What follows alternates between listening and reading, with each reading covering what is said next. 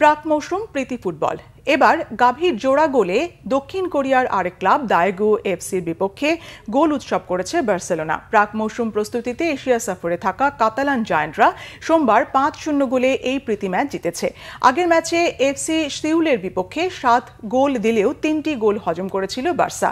তাই দায়েগুর বিপক্ষে ম্যাচের আগে ডিফেন্স নিয়ে কাজ করতে হয়েছে কোচ হ্যান্সি ফ্লিককে। সোমবার যথারীতি আধিপত্য নিয়েও খেলা শুরু করে স্প্যানিশ লা লিগা চ্যাম্পিয়নরা। ২১ মিনিটে গাভী এগিয়ে নেন দলকে। ডান দিকে বল পায়ে দারুণ কারিকুরিতে দুইজনকে ফাঁকি দিয়ে ডি বক্সের মুখে স্প্যানিশ মিডফিল্ডারকে খুঁজে নিয়েছিলেন লামিনে ইয়ামাল। ২৭ মিনিটে রবের্তো লেভানদোভস্কি ব্যবধান দ্বিগুণ করেন।